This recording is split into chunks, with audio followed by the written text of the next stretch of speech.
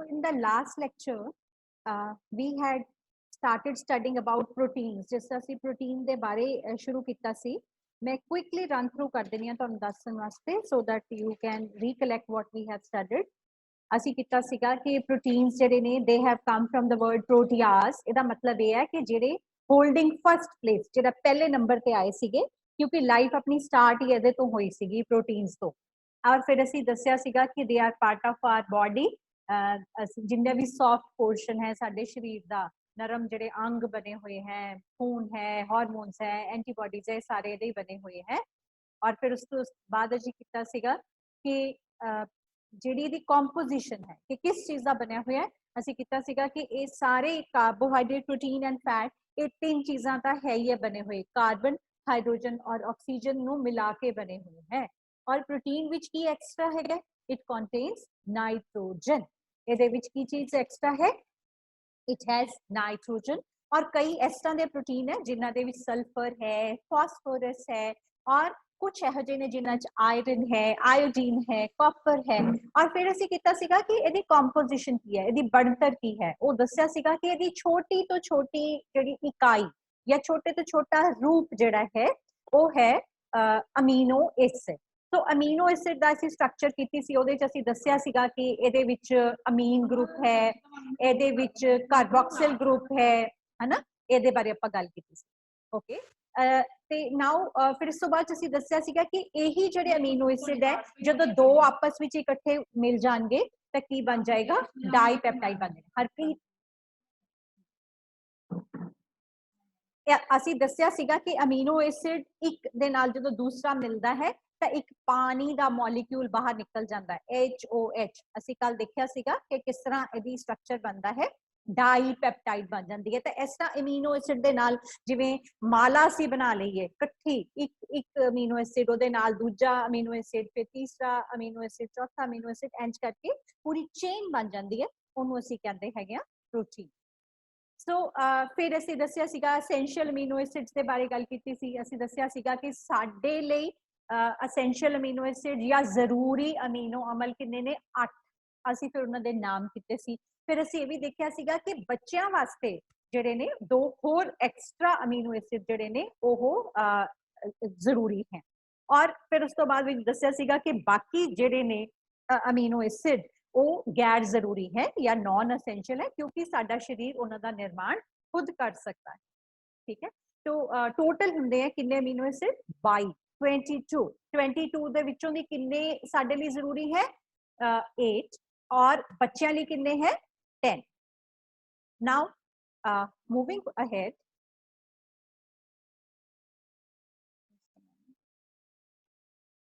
ਹੁਣ ਅਸੀਂ ਫਿਰ ਕੀਤੀ ਸੀ ਕਲਾਸੀਫਿਕੇਸ਼ਨ ਕਿ ਇਹਦਾ ਵਰਗੀਕਰਨ ਕਿਸ ਤਰ੍ਹਾਂ ਅਸੀਂ ਕਰ ਸਕਦੇ ਹਾਂ, ਉਹਨੂੰ ਕਿਵੇਂ ਵੰਡ ਸਕਦੇ ਹਾਂ ਪ੍ਰੋਟੀਨ ਅਲੱਗ-ਅਲੱਗ ਤਰ੍ਹਾਂ ਦੇ। ਅਸੀਂ ਦੱਸਿਆ ਸੀਗਾ ਕਿ ਉਹਦੀ ਕੁਆਲਿਟੀ ਦੇ ਆਧਾਰ ਤੇ ਕਿ ਕਿਸ ਤਰ੍ਹਾਂ ਦਾ, ਕੀ ਕੰਪਲੀਟ ਪ੍ਰੋਟੀਨ ਹੈ, ਪੂਰਾ ਪ੍ਰੋਟੀਨ ਹੈ, ਕਿ ਅੱਧਾ ਪੂਰਾ ਹੈਗਾ, ਪਾਰਸ਼ੀਅਲੀ ਕੰਪਲੀਟ ਹੈ ਜਾਂ ਇਨਕੰਪਲੀਟ ਹੈ, ਅਪੂਰਨ ਹੈ।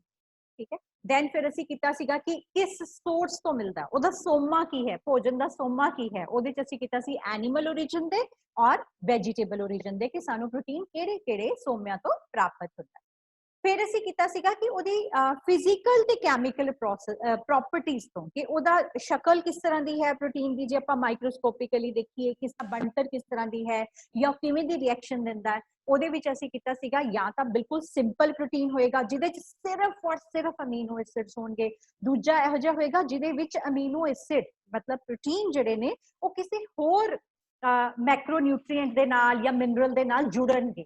फॉर एग्जाम्पल ग्लाइकोप्रोटीन जिहदे च प्रोटीन और ग्लूकोज मिले हुए हैं, या फिर लाइपोप्रोटीन जिहदे विच प्रोटीन और फैट मिले हुए हैं।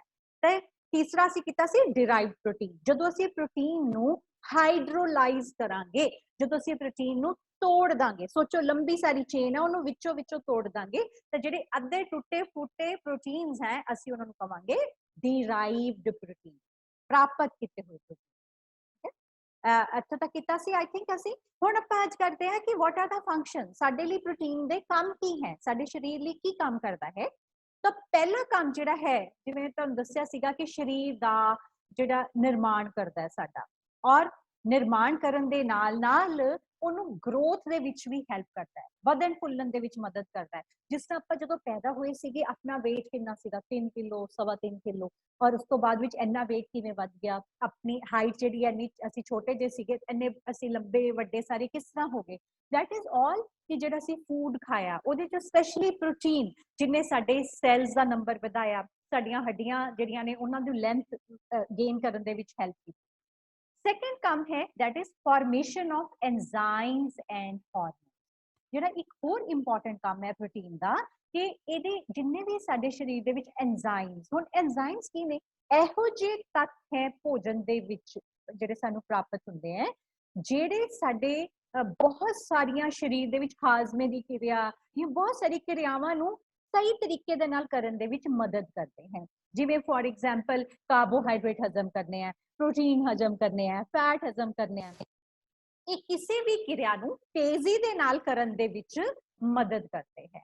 ਹਾਂ ਤੇ ਜਿਵੇਂ ਆਪਾਂ ਫॉर एग्जांपल ਕਰਦੇ ਆ, ਆਪਾਂ ਜਦੋਂ ਅੱਗ ਲਗਾ ਰਹੇ ਆ ਉਹ ਪਰੇ ਜਾ ਕੇ ਕਰਦੇ, ਜਦੋਂ ਆਪਾਂ ਕਿਤੇ ਅੱਗ ਲਗਾਉਂਦੇ ਆ ਜਿਵੇਂ ਜਦੋਂ ਲੋਹੜੀ ਬਾਲਦੇ ਆ ਤੇ ਆਪਾਂ ਜਿਸ ਤਰ੍ਹਾਂ ਅੱਗ ਪੂਰੀ ਤਰ੍ਹਾਂ ਬਲਦੀ ਨਹੀਂ, ਫਿਰ ਆਪਾਂ ਕੀ ਕਰਦੇ ਥੋੜਾ ਜਿਹਾ ਉੱਤੇ ਤੇਲ ਪਾ ਦਿੰਦੇ ਆ, ਉਹਦੇ ਨਾਲ ਕੀ ਹੁੰਦਾ ਇੱਕਦਮ ਜਿਹੜੀ ਥੋੜੀ ਜਿਹੀ ਵੀ ਅੱਗ ਹੈ ਇੱਕਦਮ ਤੇਜ਼ ਹੋ ਜਾਂਦੀ ਹੈ ਨਾ। तो एंजाइम्स ਜਿਹੜੇ ਨੇ ਉਸ ਕੰਮ ਦੀ ਉਸ ਕਿਰਿਆ ਨੂੰ ਕਰਨ ਦੇ ਵਿੱਚ ਸਾਡੀ ਤੇਜ਼ੀ ਨਾਲ ਕਰਨ ਵਿੱਚ ਮਦਦ ਕਰਦੇ। ਇਸ ਤੋਂ ਇਲਾਵਾ ਸਾਡੇ ਕੋਲ ਹੈ ਜਿਹੜਾ ਇੱਕ ਹਾਰਮੋਨਸ। ਹੁਣ ਹਾਰਮੋਨਸ ਕੀ ਨੇ, ਹਾਰਮੋਨਸ ਇਸ ਤਰ੍ਹਾਂ ਦੇ ਪ੍ਰੋਟੀਨ ਦੇ ਹੀ ਬਣਾਏ ਹੋਏ ਤੱਤ ਹੈਗੇ ਹੈ ਜਿਹੜੇ ਕਿ ਸਾਡੇ ਬ੍ਰੇਨ ਦਾ ਮੈਸੇਜ ਇੱਕ ਇੱਕ ਥਾਂ ਤੱਕ ਲੈ ਕੇ ਜਾਂਦੇ ਆ, ਸਾਡੇ ਸੈਲਸ ਤੱਕ ਇਹੋ ਜਿਹਾ ਮੈਸੇਜ ਲੈ ਕੇ ਜਾਂਦੇ ਆ ਕਿ ਇਹ ਕੰਮ ਕਰੋ, ਇਸ ਤਰ੍ਹਾਂ ਕੰਮ ਕਰੋ। ਤੁਸੀਂ ਇਹਦੀ ਐਗਜ਼ਾਮਪਲ ਦੇ ਸਕਦੇ ਹੋ ਜਿਵੇਂ ਆਪਣੀ ਸਟੂਡੈਂਟ ਕਾਉਂਸਲ ਹੈ ਫॉर एग्जांपल ਕਾਲਜ ਦੇ ਵਿੱਚ, ਤਾਂ ਕੀ ਹੁੰਦਾ ਕਿ ਟੀਚਰਸ ਜਿਹੜੇ ਨੇ ਦੇ ਟੇਕ ਦਾ ਹੈਲਪ ਆਫ ਸਟੂਡੈਂਟ ਕਾਉਂਸਲ ਜਿਹੜੀ ਕਿ ਬੱਚਿਆਂ ਦੇ ਵਿੱਚ ਸਾਰੇ ਮੈਸੇਜ ਲੈ ਕੇ ਜਾਣੇ, ਕੋਈ ਕੰਮ ਕੋਈ ਇੰਪੋਰਟੈਂਟ ਇਨਫੋਰਮੇਸ਼ਨ ਲੈਣੀ ਹੈ ਉਹਦੇ ਚ ਉਹਨਾਂ ਦੀ ਮਦਦ ਕਰਦੇ ਹੈ। ਸੋ ਹਾਰਮੋਨਸ ਇਸ ਤਰ੍ਹਾਂ ਦੇ ਇੰਪੋਰਟੈਂਟ ਕੰਪਾਊਂਡਸ ਹੈ, ਇਹ ਵੀ ਪ੍ਰੋਟੀਨ ਦੇ ਬਣੇ ਹੋਏ ਹੈ। ਸੋ ਐਂਜ਼ਾਈਮਸ ਐਂਡ ਹਾਰਮੋਨਸ ਦਾ ਨਿਰਮਾਣ ਵੀ ਪ੍ਰੋਟੀਨ ਹੀ ਕਰੇਗਾ। ਇਸ ਤੋਂ ਇਲਾਵਾ ਸਾਡੀ ਜਿਹੜੇ ਸਰੀਰ ਹੈ ਉਹ ਬਣਾਉਂਦਾ ਹੈ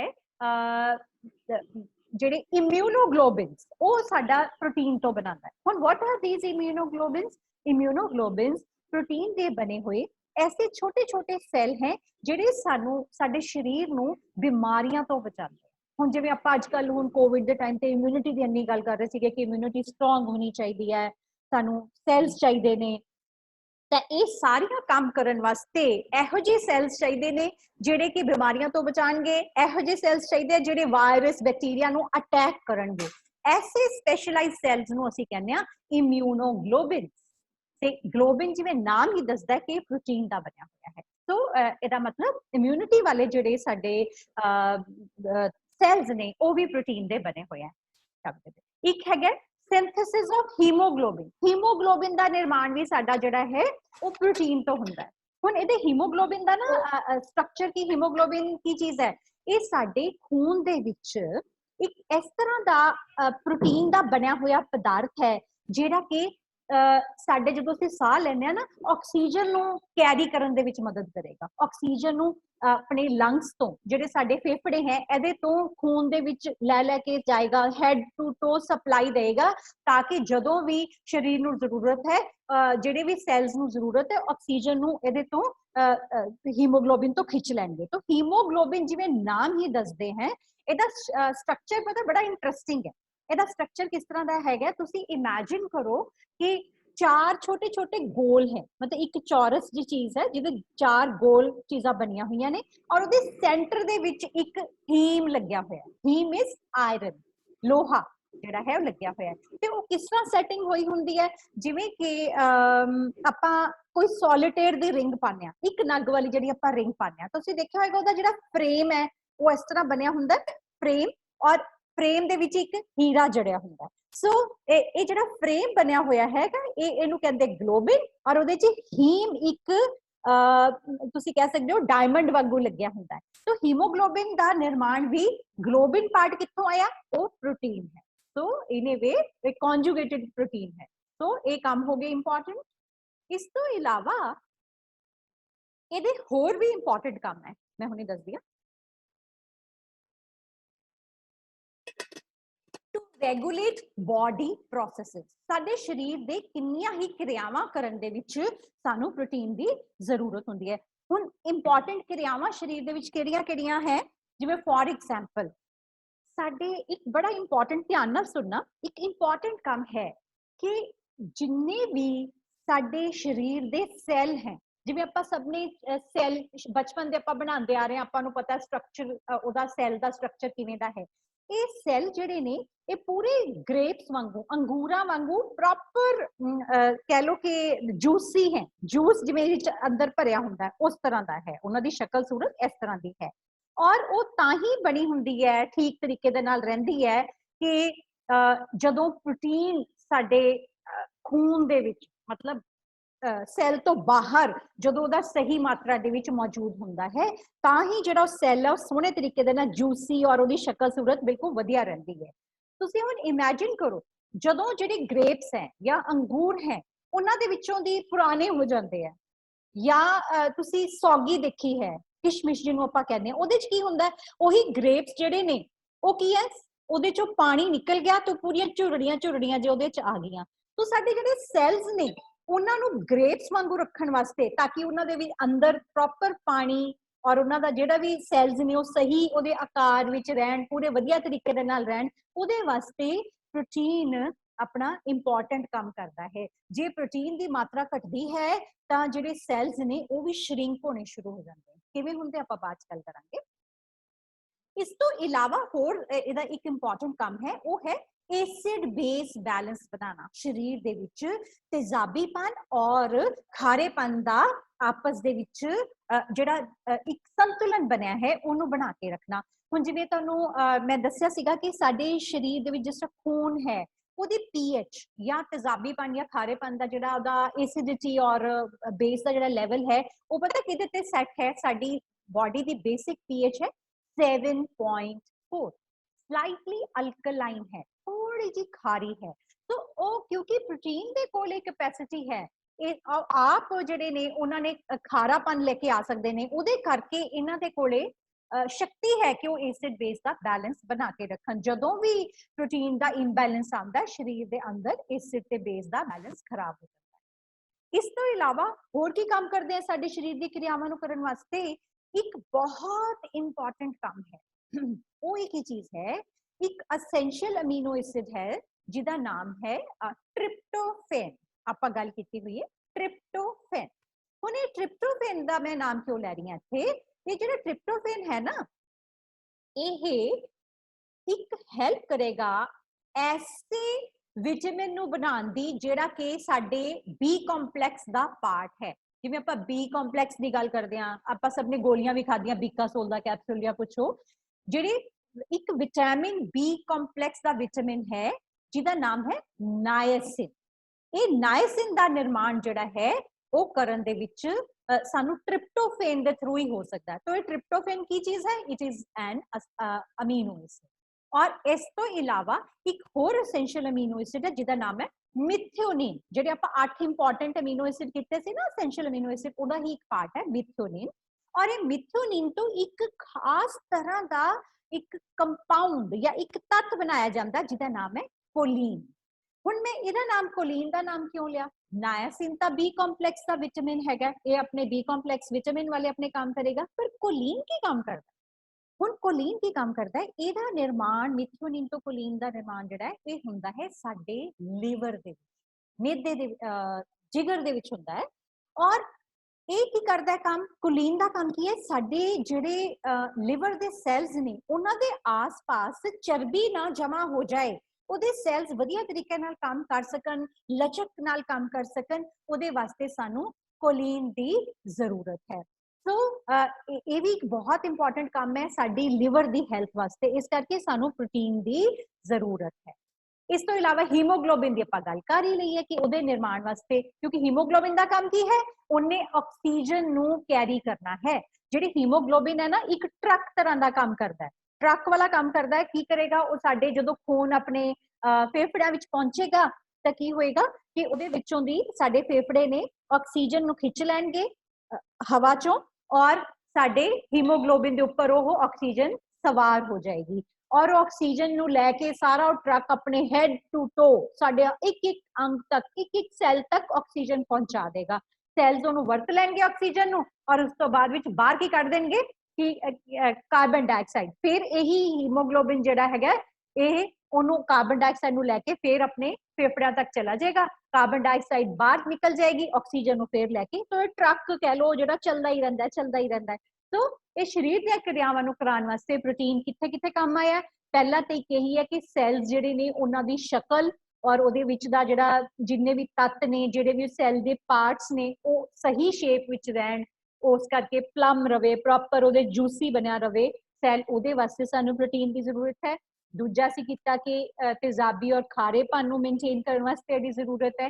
ਫਿਰ ਅਸੀਂ ਕੀਤਾ ਕਿ ट्रिप्टोफेन एक ऐसा अमीनो एसिड है ਜਿਹੜਾ ਨਾਇਸਿਨ ਬਣਨ ਦੇ ਵਿੱਚ ਮਦਦ ਕਰੇਗਾ। ਨਾਇਸਿਨ ਕੀ ਹੈ? ਇੱਕ ਬੀ ਕੰਪਲੈਕਸ ਵਿਟਾਮਿਨ ਹੈ। ਫਿਰ ਅਸੀਂ ਕੀਤਾ ਕਿ ਇੱਕ ਇਹੋ ਜਿਹਾ ਹੋਰ ਇੱਕ ਐਸੈਂਸ਼ੀਅਲ ਅਮੀਨੋ ਐਸਿਡ ਹੈ ਜਿਹਦਾ ਨਾਮ ਹੈ ਮਿਥਿਓਨਿਨ, ਜਿਹਦੇ ਤੋਂ ਕੋਲੀਨ ਬਣੇਗਾ। ਇਹ ਕੋਲੀਨ ਦਾ ਕੰਮ ਕੀ ਹੈਗਾ? ਲਿਵਰ ਦੀ ਹੈਲਥ, ਸੈਲਸ ਦੇ ਵਿੱਚ ਫੈਟ ਨਾ ਜਮਾ ਹੋ ਜਾਏ, ਉਹਨਾਂ ਦੀ ਸ਼ਕਤੀ ਜਿਹੜੀ ਆ ਬਣੀ ਰਹੇ, ਉਹਦੇ ਵਾਸਤੇ ਜ਼ਰੂਰੀ ਹੈ। ਫਿਰ ਅਸੀਂ ਕੀਤਾ ਹੀਮੋਗਲੋबिन ਦਾ ਮੈਂ ਤੁਹਾਨੂੰ ਆਲਰੇਡੀ ਕੰਮ ਦੱਸਿਆ ਹੈ। ਇਸ ਤੋਂ ਇਲਾਵਾ ਅਗਲਾ ਜਿਹੜਾ ਇਹਦਾ ਹੋਰ ਜ਼ਰੂਰੀ ਕੰਮ ਹੈ for pregnant and lactating woman. ਹੁਣ ਜਿਹੜੀ ਪ੍ਰੈਗਨੈਂਟ ਵੂਮਨ ਹੈ ਵਾਈ ਸ਼ੀ ਨੀਡਸ ਮੋਰ ਪ੍ਰੋਟੀਨ। ਸਾਨੂੰ ਸਭ ਨੂੰ ਪ੍ਰੋਟੀਨ ਦੀ ਜ਼ਰੂਰਤ ਹੈ, ਪਰ ਇੱਕ ਅਗਰ ਪ੍ਰੈਗਨੈਂਟ ਗਰਭਵਤੀ ਔਰਤ ਹੈ ਤਾਂ ਉਹਨੂੰ ਜਾਂ ਇੱਕ ਨਰਸਿੰਗ ਮਦਰ ਹੈ ਜਿਹੜੀ ਬੱਚੇ ਨੂੰ ਆਪਣੀ ਫੀਡ ਕਰਾ ਰਹੀ ਹੈ ਮਿਲਕ, ਉਹਨੂੰ ਕਿਉਂ ਜ਼ਿਆਦਾ ਜ਼ਰੂਰਤ ਹੈ? ਦੇਖੋ ਪਹਿਲਾਂ ਤੇ ਜਿਹੜੀ ਪ੍ਰੈਗਨੈਂਟ ਵੂਮਨ ਹੈ ਉਹਨੂੰ ਆਪਣੇ ਸੈਲਸ ਦੀ ਟੁੱਟ ਫੁੱਟ ਉਹਦੇ ਵਾਸਤੇ ਤਾਂ ਚਾਹੀਦਾ ਹੀ ਚਾਹੀਦਾ। ਇਸ ਤੋਂ ਇਲਾਵਾ ਜਿਹੜਾ ਉਹਦਾ ਯੂਟਰਸ ਨੇ ਵਧਣਾ ਹੈ ਉਹਦੇ ਵਾਸਤੇ ਜ਼ਿਆਦਾ ਸੈਲਸ ਚਾਹੀਦੇ ਹੈ। ਫਿਰ ਬੇਬੀ ਨੇ ਵਧਣਾ ਹੈ, ਉਹਦੇ ਬੇਬੀ ਦੇ ਸੈਲਸ ਦਾ ਨਿਰਮਾਣ ਚਾਹੀਦਾ, ਉਹਦੇ ਵਾਸਤੇ ਪ੍ਰੋਟੀਨ ਚਾਹੀਦਾ। ਤੇ ਉਸ ਤੋਂ ਬਾਅਦ ਦੇ ਵਿੱਚ ਲੈਕਟੇਟਿੰਗ ਵੂਮਨ ਜਿਹੜੀ ਫੀਡ ਕਰਾ ਰਹੀ ਹੈ ਉਹਦਾ ਮਿਲਕ ਸਿਕਰੀਟ ਹੋ ਰਿਹਾ, ਦੁੱਧ ਜਿਹੜਾ ਆਪਾਂ ਜਿਹੜਾ ਮਾਂ ਦਾ ਬਣ ਰਿਹਾ ਹੈ ਉਹਦੇ ਵਾਸਤੇ ਪ੍ਰੋਟੀਨ ਦੀ ਜ਼ਰੂਰਤ ਹੈ। तो इस करके ये वाले इंपॉर्टेंट काम जड़े ने ये प्रोटीन दे विच आंदे हैं। Then it is used as a source of energy also। J load पवे तां असी प्रोटीन नू ऑक्सीडाइज करके प्रोटीन दे विच ऑक्सीजन नू मिला के भी असी carbon dioxide, water and energy cut सकते हैं। पर ये ऊर्जा का बड़ा ही महंगा रूप है। जिवें मैं तुहानू पहले भी एक एग्जाम्पल दसी सी, ये सोच लो कि तुसी लकड़ी बाल रहे हो पर तीक दी लकड़ी या अपने घर का फर्नीचर बाल के अगर असी कुछ करना होवे, इन्ना महंगा सोर्स है क्योंकि शरीर नू इहदी जरूरत एनर्जी वास्ते नहीं पैनी चाहिए। इहदा मेन काम इन्ने सारे जिहड़े मैं तुहानू दस रही हां वो होर। देन इस तो इलावा इहदियां हुण आपां करदे हां कि फूड दे सोर्सेस की हैं, सानू कित्थों मिलदा है। देखो as the picture is showing we get protein from two type of sources। पहले है animal sources। animal sources ਤੁਹਾਨੂੰ ਪਤਾ ਹੈ ਕਿਉਂਕਿ ਮੈਂ ਜਿਵੇਂ ਤੁਹਾਨੂੰ ਪਹਿਲੇ ਵੀ ਦੱਸਿਆ ਸੀਗਾ ਕਿ ਜਿਵੇਂ ਸਾਡੇ ਸਰੀਰ ਦਾ ਨਿਰਮਾਣ ਜਿਹੜਾ ਹੈ ਉਹ ਪ੍ਰੋਟੀਨ ਦਾ ਬਣਿਆ ਹੋਇਆ, ਤੇ ਇਸ ਤਰ੍ਹਾਂ ਹੀ ਜਿੰਨੀਆਂ ਵੀ ਨਾਨ ਵੈਜ ਆਈਟਮਸ ਹੋਣਗੀਆਂ ਉਹਨਾਂ ਦਾ ਵੀ ਨਿਰਮਾਣ ਜਿਹੜਾ ਹੈ ਉਹ ਪ੍ਰੋਟੀਨ ਤੋਂ ਹੋਇਆ ਹੋਇਆ। ਇਸ ਤੋਂ ਇਲਾਵਾ ਦੁੱਧ ਤੋਂ ਬਣੇ ਹੋਏ ਪਦਾਰਥ ਜਿਸ ਤਰ੍ਹਾਂ ਪਨੀਰ ਹੈ, ਦਹੀਂ ਹੈ, ਲੱਸੀ ਹੈ, ਇਹਨਾਂ ਤੋਂ ਇਹ ਵੀ ਸਾਨੂੰ ਮਿਲ ਜਾਏਗਾ। ਇਸ ਤੋਂ ਬਾਅਦ ਸੈਕੰਡ ਸੋਰਸ ਕੀ ਹੈ? ਵੈਜੀਟੇਬਲ ओरिजिन ਦੇ ਜਿਹੜੇ ਪਲਾਂਟ ਸੋਰਸਸ ਹੈਗੇ ਆ। ਸੋ ਪਲਾਂਟ ਸੋਰਸਸ ਦੇ ਵਿੱਚ ਕੀ ਕੁਝ ਹੈਗੇ ਆ? ਦੇਖੋ ਆਪਣੀਆਂ ਦਾਲਾਂ ਹੈ, ਦੈਨ ਜਿੰਨਾ ਵੀ ਅਨਾਜ ਹੈ ਇਹਨਾਂ ਦੇ ਵਿੱਚ ਵੀ ਸਾਨੂੰ ਪ੍ਰੋਟੀਨ ਮਿਲਦਾ ਹੈ। ਹਾਲਾਂਕਿ ਅਨਾਜ ਵਿੱਚ ਕੰਪੈਰੀਟਿਵਲੀ ਘੱਟ ਪ੍ਰੋਟੀਨ ਹੁੰਦਾ ਹੈਗਾ, ਦਾਲਾਂ ਵਿੱਚ ਜ਼ਿਆਦਾ ਹੁੰਦਾ। ਇਸ ਤੋਂ ਇਲਾਵਾ ਨਟਸ ਹੈ, ਜਿਸ ਤਰ੍ਹਾਂ ਇੱਥੇ ਮੈਂ ਇਮੇਜ ਵਿੱਚ ਮੈਨੂੰ ਲੱਭ ਗਈ ਸੀ ਤਾਂ ਮੈਨੂੰ ਅੱਛੀ ਲੱਗੀ। ਤੇ ਯੂ ਕੈਨ ਸੀ ਪੀਨਟਸ ਹੈ, ਮੂੰਗਫਲੀ ਹੈ ਨਾ, ਜਿੰਨੇ ਡਰਾਈ ਫਰੂਟਸ ਹੈਗੇ ਆ, they are all good sources of protein. Then ਇਸ ਤੋਂ ਬਾਅਦ ਵਿੱਚ ਆਉਂਦਾ ਕਿ ਸਾਨੂੰ ਪ੍ਰੋਟੀਨ ਕਿੰਨਾ ਲੈਣਾ ਚਾਹੀਦਾ ਹੈ। what is the RDA recommended dietary allowance of protein। ਸਾਨੂੰ ਰੋਜ਼ਾਨਾ ਕਿੰਨੀ ਮਾਤਰਾ ਲੈਣੀ ਚਾਹੀਦੀ ਹੈ ਪ੍ਰੋਟੀਨ ਦੀ? ਸਾਨੂੰ ਪ੍ਰੋਟੀਨ ਚਾਹੀਦਾ ਹੈ, ਬੜਾ ਸਿੰਪਲ ਹੈ, ਸਾਡੀ 1 ग्राम पर kg बॉडी वेट। जिन्ना साडा आइडियल बॉडी वेट है ਉਹਦਾ जिन्ने किलो है उन्ने सानू ग्राम्स चाहिदा है ਉਹਦੇ प्रोटीन ਦੇ। सो फॉर एग्जाम्पल एक ਜਿਹੜਾ आदर्श आदमी है ਉਹਦਾ वेट है 60 kg, 60 किलो है, ਤਾਂ ਉਹਨੂੰ ਕਿੰਨਾ प्रोटीन लेना चाहिए है? 60 ग्राम डेली लेना चाहिए। then comes ਇਹਦੀ ਡੈਫੀਸ਼ੀਐਂਸੀ ਦੇ ਨਾਲ ਕੀ ਹੋਏਗਾ? ਜਦੋਂ ਸਾਡੇ ਸਰੀਰ ਦੇ ਅੰਦਰ ਅਸੀਂ ਪ੍ਰੋਟੀਨ ਨਹੀਂ ਲਵਾਂਗੇ। ਹੁਣ ਅਸੀਂ ਆਲਰੇਡੀ ਵੀ ਹੈਵ ਸੀਨ ਕਿ ਕਿੰਨਾ ਇੰਪੋਰਟੈਂਟ ਹੈ ਪ੍ਰੋਟੀਨ ਸਾਡੇ ਵਾਸਤੇ। ਸੋ ਇਹਦੀ ਕਮੀ ਦੇ ਨਾਲ ਕੀ ਹੋਏਗਾ, ਸਭ ਤੋਂ ਪਹਿਲੀ ਪ੍ਰੋਬਲਮ ਆਉਂਦੀ ਹੈ ਕਿ ਬਾਡੀ ਦੀ ਗਰੋਥ ਜਿਹੜੀ ਹੈ ਉਹ ਘਟ ਜਾਏਗੀ, ਹੈ ਨਾ। ਜਿਸ ਤਰ੍ਹਾਂ weight ਜਿਹੜਾ ਹੈ ਉਹ ਘਟ ਜਾਏਗਾ। ਬੱਚਿਆਂ ਵਿੱਚ ਸਪੈਸ਼ਲੀ ਇਹ ਪ੍ਰੋਬਲਮ ਆਉਂਦੀ ਹੈ ਕਿ ਉਹਨਾਂ ਦਾ ਜਿਹੜਾ weight ਹੈ ਉਹ ਘਟਣਾ ਸ਼ੁਰੂ ਹੋ ਜਾਂਦਾ, ਕਿਉਂਕਿ ਸਰੀਰ ਦੇ ਅੰਦਰ ਜਿਹੜੇ ਮਸਲਸ ਨੇ, ਸਾਡੀ ਮਾਸਪੇਸ਼ੀਆਂ ਹੈ, ਉਹ ਘਟ ਜਾਂਦੀਆਂ। दूसरा इफेक्ट होएगा ऑन फीटस, ਜਿਹੜਾ अणजम्मिया बच्चा है। इनफेंट ਜਿਹੜਾ नवजात शिशु है, छोटा है, 1 साल तो घट है, क्योंकि वो मां ਦੇ ਉੱਤੇ ਆਸ਼ਰਿਤ ਹੈ। ਜਦੋਂ ਉਹਨੂੰ ਘੱਟ ਪ੍ਰੋਟੀਨ ਮਿਲੇਗਾ ਤਾਂ ਉਹਦੇ ਸਰੀਰ ਤੇ ਬਹੁਤ ਅਸਰ ਹੋਏਗਾ। ਔਰ ਮਾਂ ਵਾਸਤੇ ਵੀ ਅਗਰ ਮਾਂ ਦੀ ਡਾਈਟ ਜਿਹੜੀ ਹੈ, ਮਾਂ ਦੇ ਆਹਾਰ ਦੇ ਵਿੱਚ ਅਗਰ ਪ੍ਰੋਟੀਨ ਘੱਟ ਹੈ ਤਾਂ ਉਹਦੇ ਨਾਲ ਕੀ ਹੋਏਗਾ, ਉਹਦੀ ਮਦਰ ਦੀ ਹੈਲਥ ਤੇ ਵੀ ਫਰਕ ਪਏਗਾ, ਬੱਚੇ ਦੀ ਉਹਦੇ ਤੇ ਤਾਂ ਫਰਕ ਪਏਗਾ ਹੀ ਪਏਗਾ, ਹੈ ਨਾ। ਫਿਰ ਨੈਕਸਟ ਥਿੰਗ ਇਜ਼ ਕਿ ਹੱਡੀਆਂ ਜਿਹੜੀਆਂ ਉਹ ਕਮਜ਼ੋਰ ਹੋ ਜਾਂਦੀਆਂ। ਹੁਣ ਹੱਡੀਆਂ ਤੇ ਅਸੀਂ ਕਹਿੰਦੇ ਆ ਕਿ ਉਹ ਬਣੀਆਂ ਹੋਈਆਂ ਕੈਲਸ਼ੀਅਮ ਐਂਡ ਫਾਸਫੋਰਸ ਦੀ ਉਹਦੇ ਨਾਲ ਬਣੀਆਂ ਹੋਈਆਂ ਨੇ, ਪਰ ਇਹਨਾਂ ਹੱਡੀਆਂ ਦੇ ਸੈਲਸ ਨੂੰ ਜੋੜਨ ਵਾਸਤੇ, ਹੱਡੀਆਂ ਨੂੰ ਆਪਸ ਦੇ ਵਿੱਚ ਜੋੜਨ ਵਾਸਤੇ ਸਾਨੂੰ ਪ੍ਰੋਟੀਨ ਦੀ ਜ਼ਰੂਰਤ ਪੈਂਦੀ ਹੈ। ਸੋ ਉਹ ਜਦੋਂ ਉਹਨਾਂ ਦੀ ਕਮੀ ਕਰਕੇ ਹੱਡੀਆਂ ਵੀ ਕਮਜ਼ੋਰ ਹੋ ਜਾਂਦੀਆਂ। ਫਿਰ ਜਿਹੜੇ ਕਿ ਡਾਈਜੈਸਟਿਵ ਜੂਸਿਸ ਹੈਗੇ ਆ ਸਾਡੇ ਔਰ ਹਾਰਮੋਨਸ ਹੈਗੇ ਨੇ, ਉਹਨਾਂ ਦੇ ਉੱਤੇ ਅਸਰ ਪਏਗਾ। ਜਿਵੇਂ ਮੈਂ ਤੁਹਾਨੂੰ ਦੱਸਿਆ ਕਿ ਇਹ ਸਾਨੂੰ ਐਂਜ਼ਾਈਮਸ ਔਰ ਹਾਰਮੋਨਸ ਬਣਾਉਣ ਦੇ ਵਿੱਚ ਇਹਨਾਂ ਦੀ ਜ਼ਰੂਰਤ ਹੁੰਦੀ ਹੈ। ਹੁਣ ਐਂਜ਼ਾਈਮਸ ਦਾ ਕੰਮ ਕੀ ਹੈ, ਸਰੀਰ ਦੇ ਵਿੱਚ ਹਾਜ਼ਮੇ ਦੀ ਕਿਰਿਆ ਨੂੰ ਕਰਨਾ, ਚਾਹੇ ਕਾਰਬੋਹਾਈਡਰੇਟ ਹੈ, ਚਾਹੇ ਪ੍ਰੋਟੀਨ ਹੈ, ਫੈਟ ਹੈ। ਉਹਨਾਂ ਸਾਰੇ ਜਿਵੇਂ ਤੁਸੀਂ ਫਸਟ ਈਅਰ ਵਿੱਚ ਆਲਰੇਡੀ ਪੜਿਆ ਹੋਇਆ ਹੈ, ਡਾਈਜੈਸਟਿਵ ਜੂਸਿਸ ਹੈ, ਆਪਣੀ ਮਾਊਥ ਦੇ ਵਿੱਚ ਜੂਸ ਨਿਕਲਦਾ ਹੈ, ਫਿਰ ਆਪਣੀ ਸਟਮਕ ਦੇ ਵਿੱਚੋਂ ਦੀ ਜੂਸਿਸ ਨਿਕਲਦੇ ਆ, ਪੈਂਕਰੀਆਜ਼ ਨੇ, ਪੈਂਕਰੀਆਜ਼ ਦੇ ਵਿੱਚੋਂ ਦੀ ਜੂਸ ਨਿਕਲਦੇ ਆ, ਜਿਹੜੇ ਕਿ ਕਾਰਬੋਹਾਈਡਰੇਟ, ਪ੍ਰੋਟੀਨ ਔਰ ਫੈਟ ਨੂੰ ਹਜ਼ਮ ਕਰਨ ਦੇ ਵਿੱਚ ਮਦਦ ਕਰਦੇ ਆ। तो जो ये नहीं निकलेंगे तो ਉਹਦੇ ਨਾਲ ਕੀ ਹੋਏਗਾ, डाइजेशन ਦੀ ਕਿਰਿਆ ਜਿਹੜੀ ਹੈ ਉਹ बैडली अफेक्ट हो जाएगी। और ਜਿਹੜੀ डाइजेशन खराब ਹੋਣ ਕਰਕੇ ਕੀ ਹੋਏਗਾ, ਬਹੁਤ ਸਾਰੇ ਲੋਕਾਂ ਦੇ ਵਿੱਚ डायरिया मतलब दस्त ਜਿਹੜੇ ਹੈ, स्पेशली ਬੱਚਿਆਂ ਦੇ ਵਿੱਚ दस्त लगने शुरू हो जाएंगे, क्योंकि खाना प्रॉपरली हजम नहीं हो पाएगा और एब्जॉर्ब भी नहीं हो पाएगा, टूट ही नहीं सकता प्रॉपरली। ਤਾਂ ਔਰ ਉਹਦੇ ਨਾਲ ਕੀ ਹੋਏਗਾ, ਬਹੁਤ ਸਾਰੇ ਲੋਕਾਂ ਦੇ ਵਿੱਚ ਅਨੀਮੀਆ ਵੀ ਹੋ ਜਾਏਗਾ। ਅਨੀਮੀਆ ਹੁਣ ਕਿਉਂ ਹੋ ਜਾਏਗਾ, ਕਿਉਂਕਿ ਹੀਮੋਗਲੋबिन ਵਾਸਤੇ ਆਪਾਂ ਨੂੰ ਹੀਮੋਗਲੋबिन ਚਾਹੀਦਾ। ਗਲੋबिन ਕਿੱਥੋਂ ਆਏਗਾ, ਜਿਹੜਾ ਜਿਹਨੇ ਡਾਇਮੰਡ ਵਾਲਾ ਉਹ ਕੰਮ ਕਰਨਾ ਸੀਗਾ, ਉਹ ग्लोबिन ਜਦੋਂ ਜਿਹੜਾ ਹੈ ਉਹ ਅਫੈਕਟਡ ਹੈ, ਨਹੀਂ ਮਿਲ ਰਿਹਾ ਹੈ, ਪ੍ਰੋਟੀਨ ਇੰਨਾ ਜ਼ਿਆਦਾ ਨਹੀਂ ਹੈ, ਤੇ ਹੀਮੋਗਲੋबिन ਦੀ ਕਮੀ ਹੋ ਜਾਏਗੀ। ਹੀਮੋਗਲੋबिन ਦੀ ਕਮੀ ਨੂੰ ਆਪਾਂ ਕਹਿੰਦੇ ਆ ਅਨੀਮੀਆ। ਐਂਡ ਇਸ ਤੋਂ ਬਾਅਦ ਦੇ ਵਿੱਚ ਨੈਕਸਟ ਆਂਦਾ ਹੈਗਾ ਕਿ ਸਾਡੇ ਲੀਵਰ ਦੀ ਹੈਲਥ ਵੀ ਤਾਂ ਖਰਾਬ ਹੋਏਗੀ। ਜਿਵੇਂ ਆਪਾਂ ਕੀਤਾ ਹੈਗਾ ਕਿ ਮਿਥੋਨਿਨ ਤੋਂ ਕੋਲਿਨ ਨੇ ਬਣਨਾ ਸੀਗਾ, ਜਿਹਨੇ ਕੀ ਕੰਮ ਕਰਨਾ ਸੀਗਾ ਕਿ ਲੀਵਰ ਦੇ ਸੈਲਸ ਦੀ ਹੈਲਥ ਨੂੰ ਮੇਨਟੇਨ ਕਰਕੇ ਰੱਖਣਾ ਸੀਗਾ, ਤਾਂ ਕਿ ਉਹਦੇ ਸੈਲਸ ਜਿਹੜੇ ਜੋ ਸਹੀ ਰਹਿਣ, ਉਹਨਾਂ ਦੇ ਆਸ-ਪਾਸ ਚਰਬੀ ਨਾ ਚੜੇ, ਤੇ ਉਹ ਵਾਲਾ ਵੀ ਕੰਮ ਨਹੀਂ ਹੋ ਪਾਏਗਾ। ਫਿਰ ਇਸ ਤੋਂ ਇਲਾਵਾ ਕੀ ਹੋਏਗਾ ਕਿ ਜਿਹੜੇ ਸਾਡੇ ਖੂਨ ਹੈ ਉਹਦੇ ਵਿੱਚ ਪਲਾਜ਼ਮਾ ਹੁੰਦਾ, ਜਿਹੜਾ ਵਾਈਟ ਪੋਰਸ਼ਨ ਹੁੰਦਾ। ਜੇ ਆਪਾਂ ਸਾਰੇ ਸੈਲਸ ਕੱਢ ਦਈਏ, ਸਾਡੇ ਖੂਨ ਦੇ ਵਿੱਚੋਂ ਦੀ ਸੈਲਸ ਕੱਢਦੇ, ਜਿਵੇਂ ਵਾਈਟ ਬਲੱਡ ਕਾਰਪਸਲਸ ਹੈ, ਰੈੱਡ ਬਲੱਡ ਕਾਰਪਸਲਸ ਹੈ, ਉਹਨੂੰ ਅਗਰ ਕੱਢ ਦਈਏ ਤਾਂ ਬਾਕੀ ਜੋ ਵੀ ਉਹ ਕਲਰਲੈਸ ਜਿਹਾ ਜਿਹੜਾ ਸਿਰਮ ਜਿਹਾ ਬਚਦਾ, ਉਹਨੂੰ ਅਸੀਂ ਕਹਿੰਦੇ ਆ ਪਲਾਜ਼ਮਾ। ਹੁਣ ਇਹ ਪਲਾਜ਼ਮਾ ਦੇ ਵਿੱਚ ਪ੍ਰੋਟੀਨ ਹੈ, ਉਹਦਾ ਨਾਮ ਹੁੰਦਾ ਐਲਬਿਊਮਿਨ। ਜਿਵੇਂ ਐਗ ਦਾ ਐਲਬਿਊਮਿਨ ਕੀਤਾ ਸੀ ਨਾ, ਐਗ ਦਾ ਵਾਈਟ ਪੋਰਸ਼ਨ, ਉਵੇਂ ਹੀ ਇਹਦਾ ਵੀ ਪਲਾਜ਼ਮਾ ਦਾ ਜਿਹੜਾ ਪੋਰਸ਼ਨ ਹੈ ਉਹਨੂੰ ਆਪਾਂ ਕਹਿੰਦੇ ਐਲਬਿਊਮਿਨ।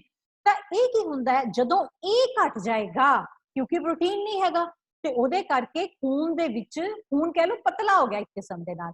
ਉਹਦੇ ਨਾਲ ਕੀ ਹੋਏਗਾ, ਜਿਹੜੇ ਸੈਲਸ ਸੀਗੇ, ਜਿਹੜੇ ਪ੍ਰੋਪਰ ਪਲਮ ਸੀਗੇ, ਜਿਨ੍ਹਾਂ ਦੇ ਵਿੱਚ, ਜਿਨ੍ਹਾਂ ਦੀ ਸ਼ੇਪ ਬੜੀ ਅੱਛੀ ਬਣੀ ਹੋਈ ਸੀਗੀ, ਉਹਦੇ ਚੋਂ ਕੀ ਹੋਏਗਾ, ਸੈਲਸ ਦੇ ਵਿੱਚੋਂ ਦੀ ਬਾਹਰ ਪਾਣੀ ਉਹਦੇ ਸਾਡੇ ਖੂਨ ਦੇ ਵਿੱਚ ਰਲਣਾ ਸ਼ੁਰੂ ਹੋ ਜਾਏਗਾ। ਤਾਂ ਇਹੋ ਜੀ ਕੰਡੀਸ਼ਨ ਨੂੰ ਅਸੀਂ ਕਹਿੰਦੇ ਆ ਓਡੀਮਾ, ਉਹਨੂੰ ਕਹਿੰਦੇ ਆ ਓਡੀਮਾ ਹੋ ਗਿਆ, ਸੋਜਿਸ਼ ਜਿਵੇਂ ਆ ਜਾਂਦੀ ਹੈ। ਤਾਂ ਜਿਹੜੇ ਆਪਾਂ ਅੱਗੇ ਹੁਣ ਡੈਫੀਸ਼ੀਐਂਸੀ ਦੀਆਂ ਡਿਜ਼ੀਜ਼ਸ ਕਰਾਂਗੇ, ਉਹਦੇ ਚ ਅਸੀਂ ਪੜਾਂਗੇ, ਸਾਨੂੰ ਪਤਾ ਚੱਲੇਗਾ ਕਿ ਇਸ ਤਰ੍ਹਾਂ ਦੀਆਂ ਕਿਹੜੀਆਂ ਸਮੱਸਿਆਵਾਂ ਨੇ ਜਿਹੜੀਆਂ ਪ੍ਰੋਟੀਨ ਦੇ ਨਾਲ, ਪ੍ਰੋਟੀਨ ਦੀ ਕਮੀ ਦੇ ਨਾਲ ਆ ਜਾਂਦੀਆਂ। So these are the common problems associated with the protein deficiency.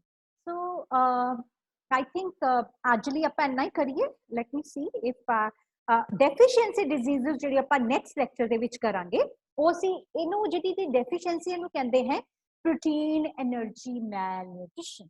ਇਹਦਾ ਅਸੀਂ ਨਾਮ ਦਿੱਤਾ ਹੈ protein energy, PEM। So what is PEM?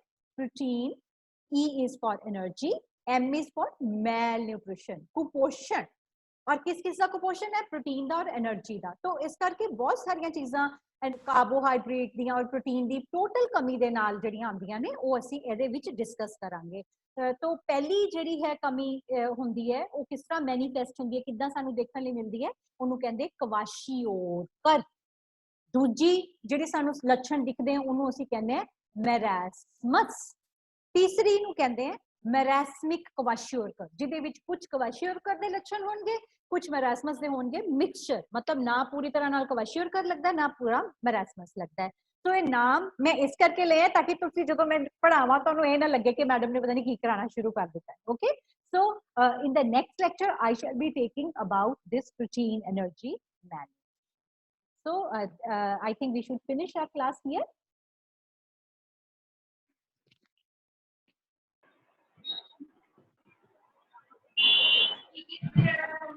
Okay, I'm unmuting all of you. कुछ सवाल पूछना होवे, कोई दिमाग च आया होवे, समझ आ गया?